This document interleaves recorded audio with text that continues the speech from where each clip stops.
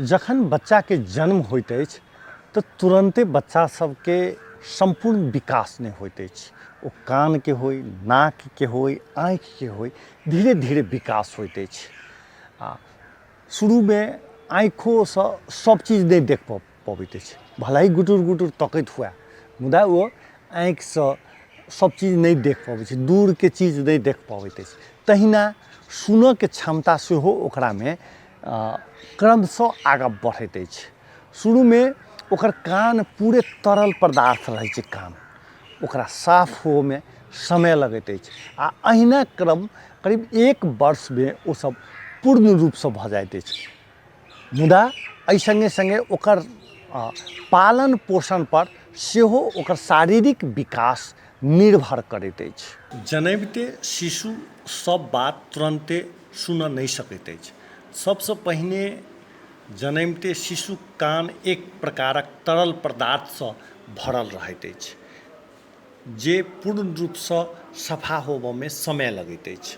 दोसर चरणक बात कयल जाय तऽ शिशुक मस्तिष्कक ओ भाग सब जे आवाज सुनऽ आ प्रतिक्रिया देबऽ के काजक जे अबार अछि ओकरा सबके विकसित होबऽ में समय लगैत अछि।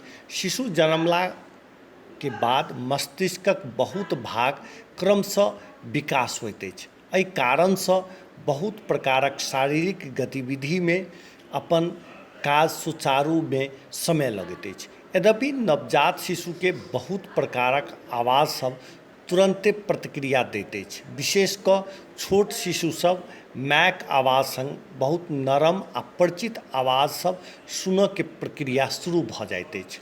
शिशुक श्रवण प्रक्रिया कोना शुरू होइत अछि से शिशुक विकास आ पालन पर सेहो निर्भर करैत अछि। शिशुक श्रवण शक्ति शिशुक विकासक विभिन्न चरण में होइत अछि। जन्मला किछु समयक बाद नवजात शिशु के विशेष कऽ विभिन्न आवाज सब पर ध्यान केंद्रित होबऽ लगैत अछि। नवजात शिशु सबके विशेष कऽ बड़का आवाज पर बेसी ध्यान दैत अछि। एहि बाहेक नवजात शिशु सबके ताली बजाबऽ आ कोनो मधुर स्वर सब सेहो ओकरा नीक लगैत अछि। 3 महीनाक बाद शिशु में सुनऽ के क्षमताक विकास होइत अछि। 4 महीनाक बाद शिशु सुनऽ के क्षमता करीब करीब आगाँ बढ़ि जाइत अछि।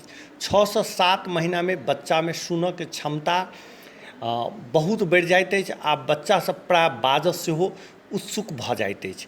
1 वर्ष में बच्चा के सुनऽ के क्षमता पूर्ण रूप से भऽ जाइत अछि।